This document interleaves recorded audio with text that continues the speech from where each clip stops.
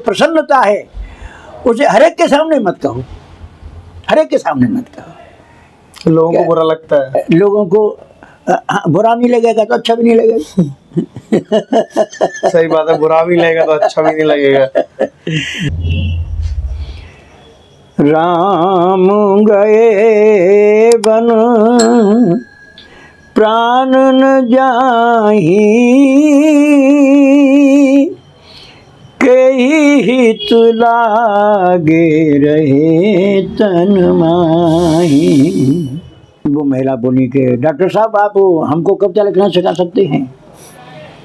मैंने हाथ जोड़े, मैंने कि मेरे गुरुदेव ने जो मुझसे कहा था वो कह सकता हूँ। क्या कहा था? मैंने गुरुदेव से कहा था कि मुझको कविता लिखना सिखा दो। तो उन्होंने कहा था कि बेटा ये कविता तो ईश्वर प्रदत्त प्रतिभा है और अभ्यास से निखार आता है। मैंने कि इतना ही कह सकता हूँ आपसे।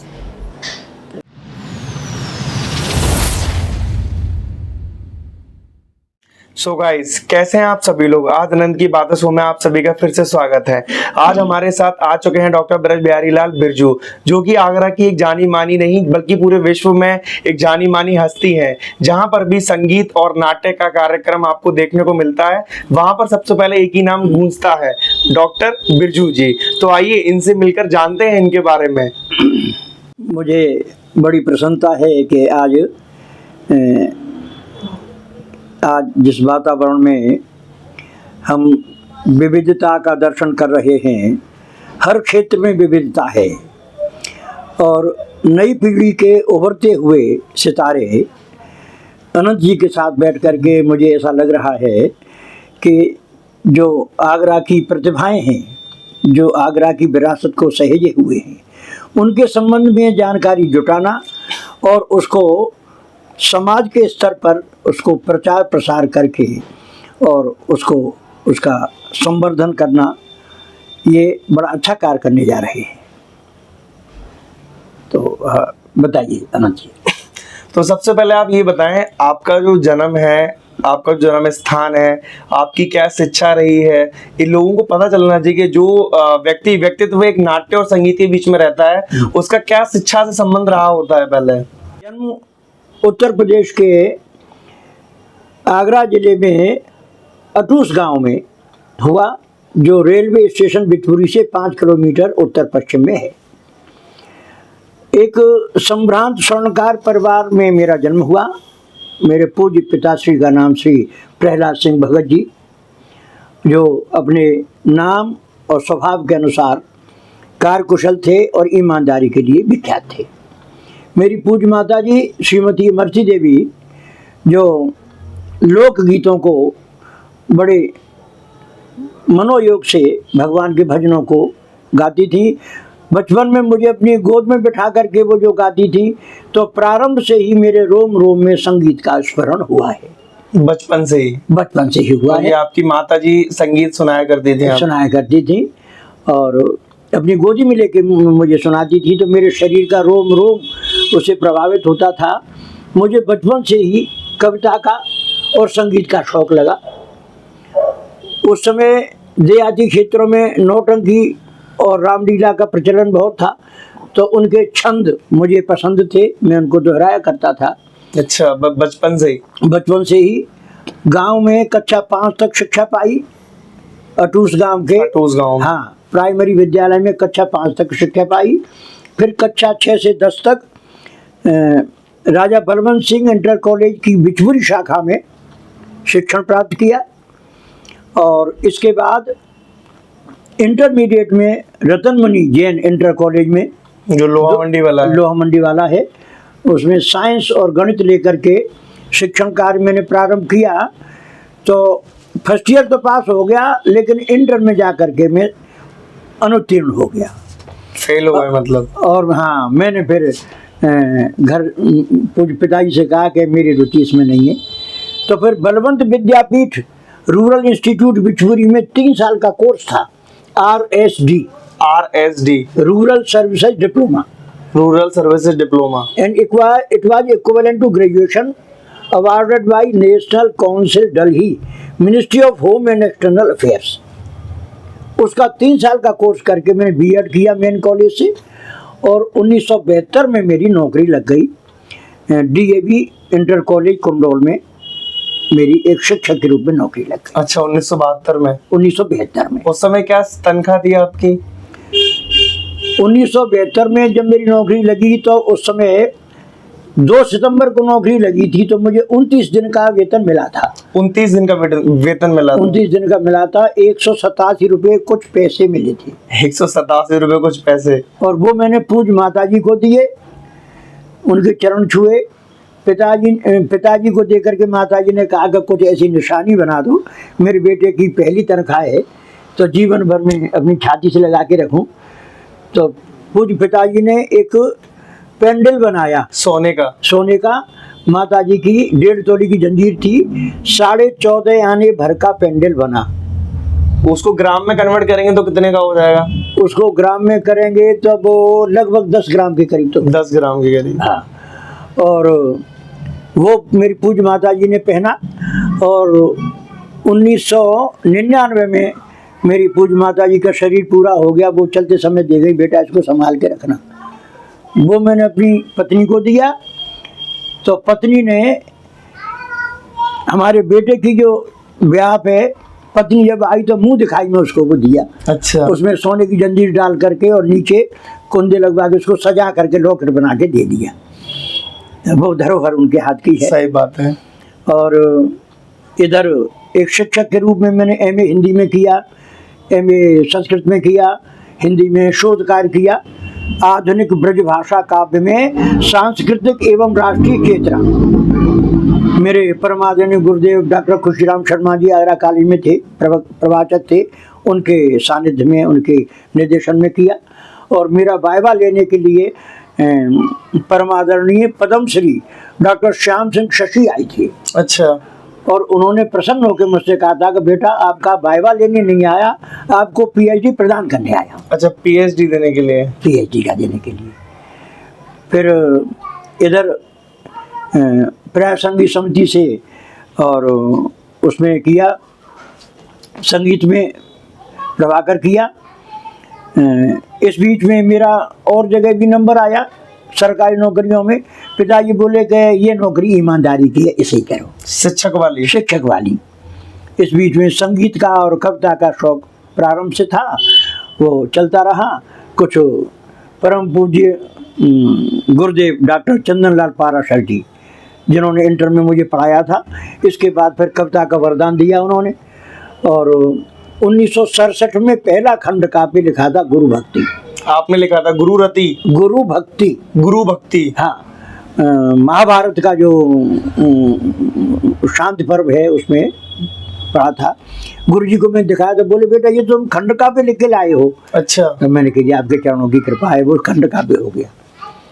फिर कविता, गीत और मुक्तक और प्रबंध काव्य, सबसे पहला प्रबंध काव्य लिखा। इसके बाद मौलिक श्री भरत शतक, जिसमें भरत और मांडवी के चरित्र की व्याख्या की गई। अच्छा। क्योंकि इससे पूर्व मुझे कहीं भी भरत और मांडवी का कहीं पर चित्रण एक साथ नहीं मिला, तो कुछ मुझे उनकी कृपा मिली, आपके गुरुजी की, मेरे गुरुजी की। और कुछ ऐसा शब्द बन पड़ा उसमें कि भरत जब नंदीग्राम में बैठे हैं और मांडवी माता जी से आज्ञा लेकर के उनको प्रसाद लेके जाती हैं, तो ये कब की कल्पना है। तो भरत कहते हैं वैसे तो मांडवी मुझे आकर सब बात बताती हैं, वैसे तो शत्रुघ्न मुझे आकर सब बात बताते हैं, कहो मांडवी राजभवन में क्या नवीन कुछ बातें हैं। सुधा विहीन सुधाकर सी माताएं कैसे रहती हैं, पति वियोग सुत वधू स्मृति दुख कैसे कैसे सहती हैं। तो मांडवी कहती हैं कि बोली तब मांडवी तार कुंठित सितार के से स्वर में, स्वामी सच्ची शांति कहाँ है अब माताओं के ओर में। मंद प्रभा दीपक की लौसी माएं जलती रहती हैं, जीवन पथ तय करना है बस यही सोच कर चलती हैं। राम लखन सीता आने की अभिलाषा में पलती हैं, और अवधि समय तक आश लगाए आकुल तिल तिल गलती है। ये पहला प्रकाशित काव्य था। अच्छा, 1967 में? नहीं, ये तो लिखा था 1972 में। 72 से और फिर कई वर्षों में पूरा हुआ, 1981 में प्रकाशित हुआ। 1981 में प्रकाशित हुआ। इसके बाद में फिर भगवान राम के चरित्र से संबंधित कुछ ऐसे प्रसंग जो अब तक मैंने कहीं पढ़े नहीं थे, उनके बारे में कुछ लिखा गया। ब्रजभाषा के छंद लिखे गए। ब्रजभाषा में सबसे पहले प्रेम के ऊपर लिखा मैंने। प्रेम के ऊपर? प्रेम क्या होता है? क्या लिखा आपने? प्रेम क्या होता है? कि प्रेम के प्रभाव परमात्मा ते लागे डोर, प्रेम के प्रभाव पदारथ चार पाइए, और प्रेम के प्रभाव मिल मानव हूँ देव होत, प्रेम बिना देवता हूँ दानव कहाइए। प्रेम को प्रभाव अनुराग भरो धरती पे, प्रेम को प्रसाद मिल बांट बांट पाइए, और बिरजू कहत प्रेम पथिके पथिक चार, पावन धरा पे मन आवे तह जाइए। इसका आपके हिसाब से आपके चाल चलन में प्रेम का क्या अर्थ है? वर्तमान में प्रेम का अर्थ ऐसा है कि आजकल जो किसी चीज का अर्थ नहीं जानता है वही उसकी व्याख्या जरूर करता है। सही बात है। और उसका एक असर ये होता है कि जो उससे भी ज्यादा जो नहीं जानते वो उसका समर्थन करते हैं। सही बात है। और सही बात जो है फिर धूल दूसरे हो जाती है, फिर ज्यादा बात कहने में फिर बात का रंग बदल जाएगा। सही बात। मैं किसी का मतलब अनादर नहीं करना चाहता, किसी की निंदा नहीं करना चाहता।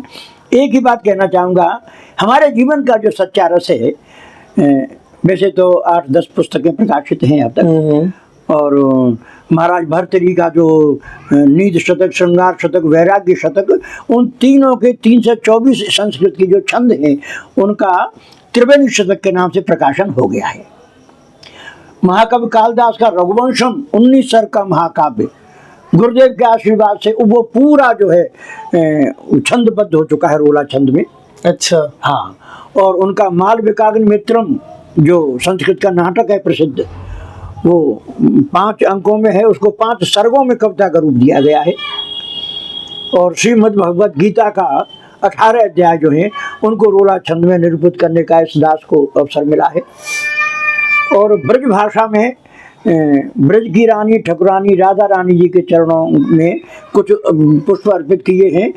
लगभग 500 कवित्त और सवैया का कार्य पूरा हो गया है। 500 कविताएं, लगभग कवित्त और सवैया छंद लगभग 500 अब तक हो गए हैं।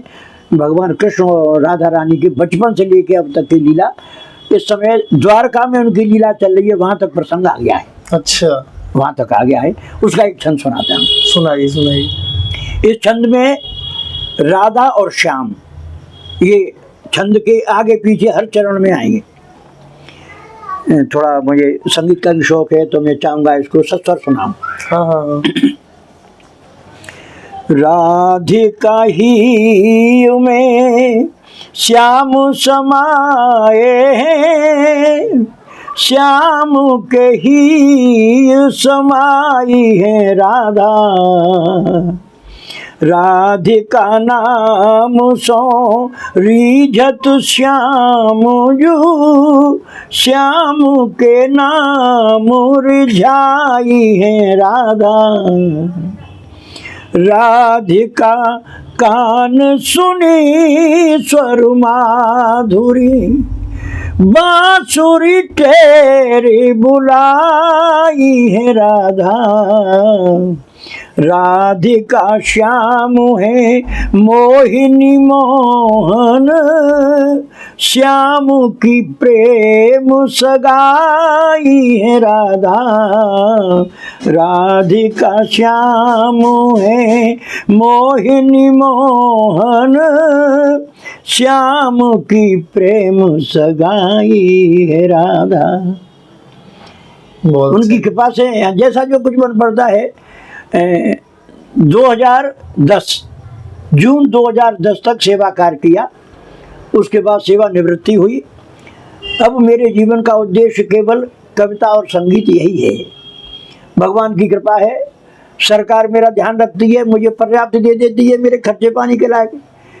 मेरे 4 पुत्रियां हैं, 1 पुत्र है। पुत्रियां अपने घर हैं, सुसंपन्न परिवारों में हैं। पुत्र मेरा सरकारी सेवा में है, कृषि विभाग में है। भगवान की कृपा उसके ऊपर। इस समय परिवार में पत्नी है, बेटा है, बहू है, एक नाती है 6 वर्ष का, जो जीवन के आवश्यकता प्रभु ने सब पूरी कर दी है। घर में 2 पहिया 4 पहिया वाहन, ये जो कुछ होना चाहिए आज की आवश्यकता में सब है। मैं जैसा हूँ तैसा ही हूँ। मैं आज भी पैदल चलने वाला हूँ। मैं किसी गाड़ी में उसको चलाना नहीं जानता, न उसमें चाबी लगाना जानता हूँ। अच्छा, आपने इतना साधारण जीवन क्यों रखा है अपना? मुझे इसमें आनंद आता है। अच्छा, आनंद आता है आपको? मुझे अपने ऊपर भरोसा है कि मैं पैदल चल सकता हूँ तो चलता हूँ, और मुझे बिना चुपड़ी रोटी खाने में स्वाद आता है। 20 वर्ष हो गए। अच्छा, हाँ, बिना चुपड़ी रोटी खाता हूँ। इस समय आपकी उम्र कितनी हो गई?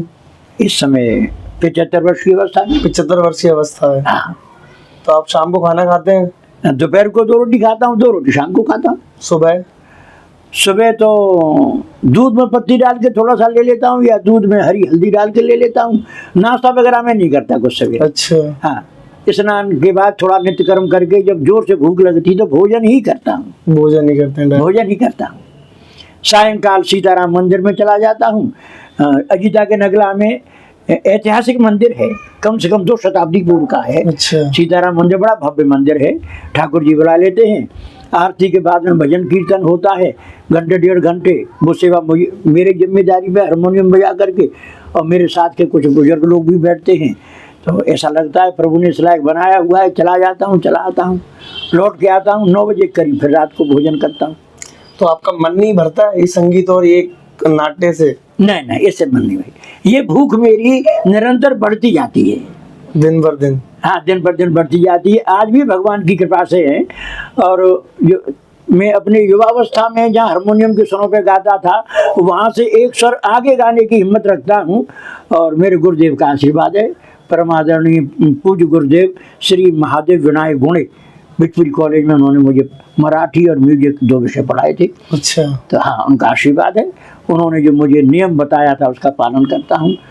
जो तो जीवन का आनंद है, स्वास्थ्य में जीवन का आनंद है। और वैसे अब ये वार्ता यहाँ हो रही है तो मैं सबसे कहना चाहता हूँ, अगर जीवन में सुख चाहते हैं हम तो सरल हो जाना आवश्यक है। सरल हो जाना। जितनी सरलता होगी उतना ही सुख होगा। अच्छा। दवाइयों के नाम पर थोड़ा सा मोतियाबिंद की शिकायत हुई थी तो डॉक्टर साहब ने कहा था भाई दवाई डालो, उससे सही हो गया। उन दवाओं का सेवन करता हूँ। या कभी थोड़ा बहुत सर्दी वगैरह का हिसाब हो जाए तो सितोपराज चूर्ण शहद के साथ ले लेता हूँ, या गुनगुने दूध के साथ ले लेता हूँ। दवाई का उपयोग कम। और बाकी ठाकुर जी की कृपा है, यही दवाई है मेरी। यही दवाई। हाँ, यही है जो कुछ जीवन का मेरा क्रम है, बस यही है। मैं हर एक से इस बात को इसलिए नहीं कहता, जो सुन रहे होंगे इस वार्ता को उन सबसे मेरा करबद्ध निवेदन है कि कभी किसी को कोई पूछेगा कहो साहब कैसे हो, सही बात, तो ऐसे मत कहो बिल्कुल स्वस्थ हूँ, मुझे कोई परेशानी नहीं है। थोड़ा सुनने वालों को अटपटा लगेगा। ऐसा इसलिए है कि आज के युग में ऐसे कितने लोग हैं जो पूर्ण स्वस्थ हैं, कितने, बहुत कम है। और जो स्वस्थ नहीं है उनकी नज़र में ये डोकरा तो बिल्कुल स्वस्थ है भाई, या काहे बोले। सही बात है। तो ये इसका प्रभाव कुछ थोड़ा सा मतलब पड़ता है। हाँ, सभी क्षमा करें मेरे सुनने वाले, मैं झूठ बोलने के लिए इसलिए कह रहा हूँ कि जमाने की कुछ चीज़ें दबा के छुपा के ढक के रखनी चाहिए। जैसे भोजन है सबके सामने नहीं करना चाहिए, भजन है सबके सामने नहीं करना चाहिए। ऐसे ही अपने जीवन की जो प्रसन्नता है उसे हर एक के सामने मत कहो, हर एक के सामने मत कहो। लोगों को बुरा लगता है। लोगों को बुरा नहीं लगेगा तो अच्छा भी नहीं लगेगा। सही बात है, बुरा भी लगेगा तो अच्छा भी नहीं लगेगा। जीवन में गुरु का क्या महत्व होता है? जीवन में गुरु का महत्व, गुरु शब्द अपने आप में ये 2 वर्णों से मिलकर बना है, गु और रु। गु का तात्पर्य है अंधकार, अंधकार, और रु से तात्पर्य है प्रकाश, प्रकाश। जो अंधकार से प्रकाश की ओर ले जाने वाला है वो गुरु है। वही गुरु है, वही गुरु है। और गुरु की महत्ता सबसे ऊपर इसलिए है कि महात्मा कबीर दास ने इसलिए कहा है कि गुरु गोविंद दो खड़े काके लागू पाए। बलिहारी गुरु आपने गोविंद दियो बताए। पढ़े लिखे नहीं थे, लिखना नहीं जानते थे, लेकिन ये बात उनकी ऐसी है जो कालजयी है। किसी काल में इस बात का महत्व कम नहीं होगा। गुरु ही सबसे बड़ा है, गुरु की कृपा से ही सब है। आज ये अकिंचन आपके सामने बैठा हुआ है। अपने मुझे जिन जिन गुरुओं ने मुझे पढ़ाया और मैं जब कक्षा में पढ़ाने जाता था तो अपने गुरुदेव के चरणों का ध्यान करके ही पढ़ाता था। मेरी कक्षा में बच्चे बड़े प्रसन्न रहते थे। आज भी वो बच्चे मुझसे मिलते हैं तो कहते हैं आपने जो पढ़ाया वो अभी तक हमें याद है, बड़ा अच्छा लगा। वो महिला बोली कि डॉक्टर साहब आप हमको कविता लिखना सिखा सकते हैं? मैंने हाथ जोड़े, मैंने कही मेरे गुरुदेव ने जो मुझसे कहा था वो कह सकता हूँ। क्या कहा था? मैंने गुरुदेव से कहा था कि मुझको कविता लिखना सिखा दो। तो उन्होंने कहा था कि बेटा ये कविता तो ईश्वर प्रदत्त प्रतिभा है और अभ्यास से निखार आता है। मैंने कहा इतना ही कह सकता मैं आपसे। मैंने महाराज दशरथ का प्रसंग लिया, राम वनवास के बाद का, और उसका भाव लेकर के जब देखा कि सुमंत लौट के आ गए और प्रभु लौट के नहीं आए, उन्होंने सोचा कि अब मेरा जीवन बेकार है। तो उस समय उन्होंने कहा राम गए वन प्राण न जाहि, कई हित लागे रहे तन माही। तो वो प्रसंग जब मैंने सुनाया मैं भी भावुक हो गया था और 2 मिनट के लिए कक्षा में बिल्कुल शांति आ गई। थोड़ी देर बाद बच्चे आंसू पहुंच रहे थे। गुरु जी रस का परिपाक हो गया, करुणा रस समझ में आ गया। करुणा रस समझ में आ गया। तो ये कुछ जीवन के प्रसंग हैं। मेरे पूज्य गुरुओं का आशीर्वाद है मेरे ऊपर। हाँ, इतना है कि निर्भीकता मेरे मन में रहती है।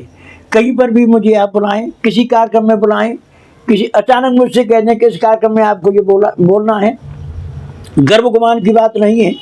जैसा मेरे पास जो कुछ भी है उसको निर्भीकता से मैं प्रस्तुत कर सकता हूँ। हाँ, कोई सही बात है, उसके लिए नहीं, कार्य को संभाल सकते हैं आप किसी परिस्थिति। हाँ, जैसा जो कुछ भी मिल जाए समय के अनुसार। और मुझे बहुत अच्छा लगा, आपने मेरे मन की बात सुनी। और जो भी बंधु सुन रहे होंगे इस कार्यक्रम को, मैं सबसे एक बार फिर से विनम्र निवेदन करता हूँ, अगर अपने माता पिता और बड़ों का सम्मान हमने किया है, उनका आशीर्वाद हमने लिया है, तो वो जीवन भर हमारे ऊपर एक कवच का काम करता है। मैंने बचपन में अपने गांव के बुजुर्गों के चरण छुए हैं। अच्छा। गांव की परिक्रमा लगाते समय उन्होंने मेरे सिर पे हाथ फिराया है, उन्होंने मेरे सर पीठ ठोकी है, थपथपाई है, और यहाँ तक अरे बेटा तेरी 1000 ही उम्र है जाइयो रे। माताएं बोलती थी बेटा दूधन नहीं हो पूतन फलियो रे, हैं ब्रज भाषा का होता। और कोई यूँ बोलते थे बेटा तू करुए न्यू तक बड़ो है जाइयो। तो वो सब बातें याद आती हैं। आज वही उनका लाड़ प्यार वो सब मेरे काम दे रहा है, प्रभु की कृपा है। आज भी मेरे गांव से दूध आता है, मेरे लिए बड़ा सौभाग्यशाली हूँ।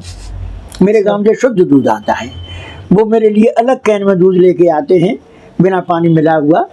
और हाँ, यद्यपि मूल्य जो मांगते हैं वो देता हूँ, लेकिन मुझे खुशी है कि मेरे बेटे को, मेरे नाती को, परिवार के बच्चों को मेरे गांव का, मेरी जन्मभूमि का दूध आगे पीने को मिल जाता है। नहीं, सही बात है। आपसे मिलकर और आपके बारे में जानकर मुझे तो बहुत ज़्यादा अच्छा लगा। बाकी जो दर्शक, जो ऑडियंस हमारे चाहने वाले हमें देख रहे होंगे, उनको भी पता चलेगा कि एक्चुअल में डॉक्टर बिरजू जो नाम है वो अपने आप में कितनी बड़ी चीज़ है। चलिए, आपसे मिलकर बहुत अच्छा लगा और बाकी आपको वापस से आमंत्रित करेंगे अपने पॉडकास्ट शो में कुछ नई और उपलब्धियों और नई आपकी बुक्स प्रकाशित होने के बाद। जब तक के लिए आपसे विदा लेते हैं, मिलते हैं एक नई वीडियो में। बहुत बहुत साधुवाद। भगवान आपको स्वस्थ रखें, प्रसन्न रखें, आप अपने कार्य पर प्रगति पथ पर चलते रहें। धन्यवाद।